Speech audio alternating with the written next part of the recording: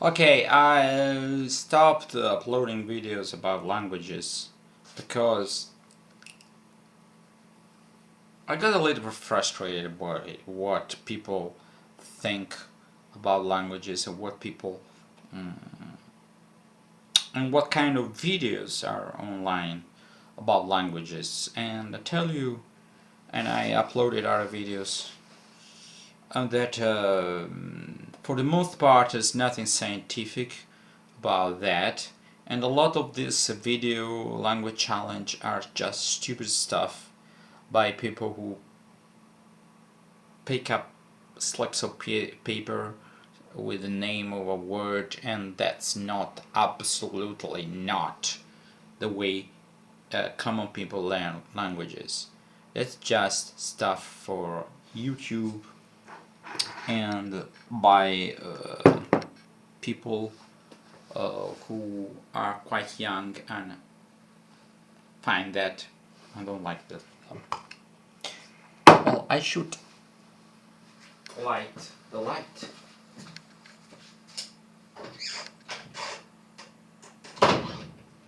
Switch on the light. So I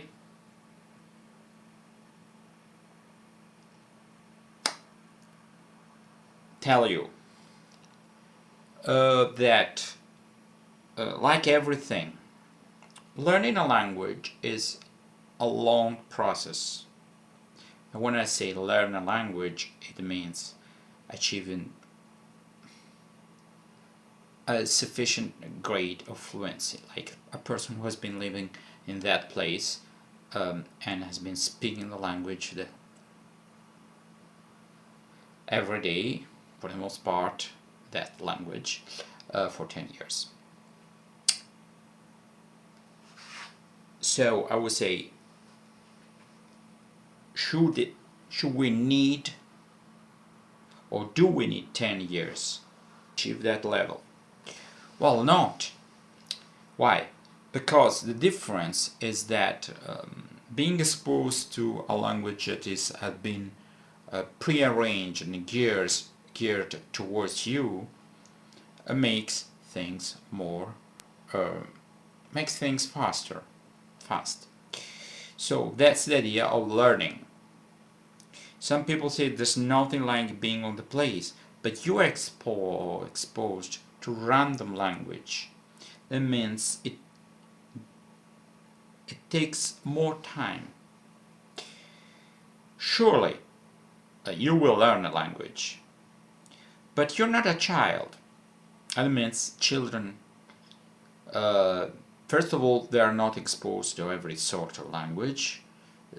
Children don't watch documentary by BBCs.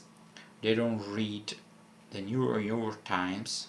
They don't read, and their parents don't teach them strange, unusual, outdated words. They teach normal words, basic words. Surely you're not a child, you're not a baby. So we should manage something that is quite easy for you to understand through Realia, but you have a mind that is more advanced in a way than a baby.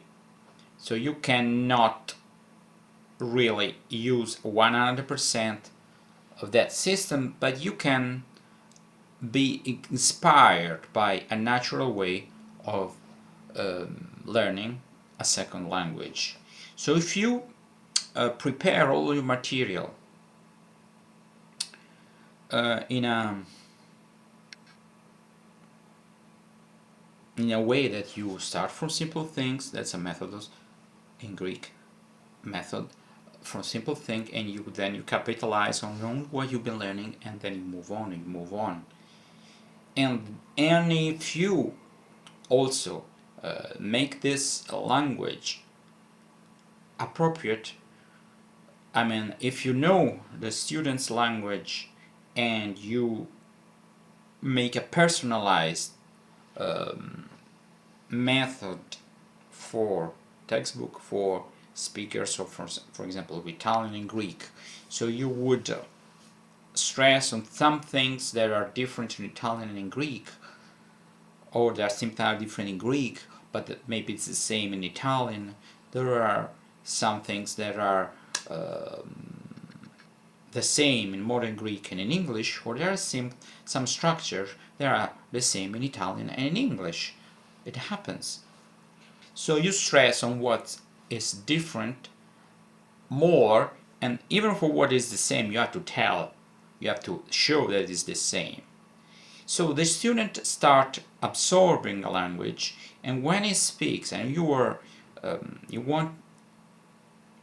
him or her to speak, he will use, or she will use, what has been exposed, she has been exposed to. So it's not a random language.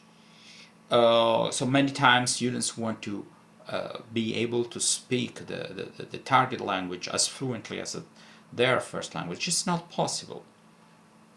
So one thing is, if you want to say something, and you are very precise in your language because it's your language, if you try to be that precise in the language you're using, and your level is not that good, you end up making a mess, and the person is not going to understand anything.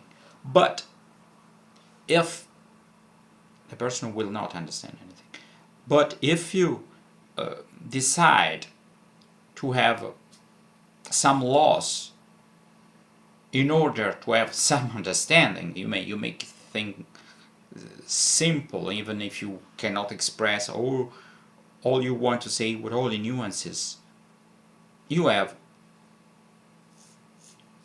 communication. So I start from this. When a student is a beginner, or the level is intermediate, don't try in daily life. If the person is not going to correct you, is not a teacher, don't try to be as precise as you would be in your first language. That's very important. Other things is every time you use a language you don't know, you're bound to make mistakes. And uncorrected mistakes, you get away with it, you think it's right. And that's where problems arise, because in your mind that's the language. That's good, that's correct. And it's very difficult to correct an acquired mistake. Yeah, mistake you make, okay, but if you always make the same mistake and nobody corrects you, that's your personal take of the language you're learning. You're sure that's right, nobody corrected you, and many times people understood you, maybe people understood something else, and everybody, every time you got away with it because people don't correct you, because they think you were saying something else. So it's very important to have teachers that gradually expose you to a language you can understand, and decide what is good for you to understand, to learn on that level, and then push you to another level, but not if you're not comfortable on that level. So actually, we learn a language being exposed to material that we can digest. Like we eat, we digest, and we get bigger, and we get bigger, and we eat more and more till we can become adults. That's also for a language. So a lot of things that you see on YouTube is not things you can digest. There's nothing behind that. You don't know what level this video is. You don't know what you should know to watch this video, because watching videos that go over your head is useless. It's a loss of time. If you want to get fast, you need to be exposed gradually to more and more difficult language and have situations where you can infer the language. So videos on YouTube are useless if they speak always the language you already know to explain the language you're learning. It doesn't need explaining for the most part. It's a last resort. If after a lot of material you still don't get the gist of something, well, for a while, okay, I'll tell you that in your native language, but that's the last resort. When we learn our first language, there's no other language a person can resort to in order to understand. In spite of all that, we learn our first language.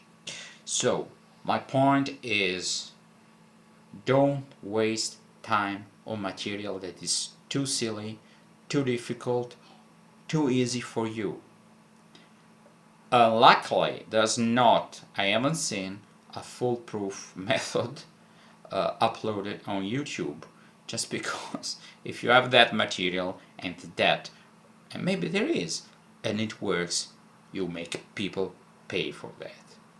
So it's good to be exposed to the language. For lack of better or anything better, you can watch these videos, but this is not an optimal way to learn a foreign language. That's not the fastest way to learn a second language.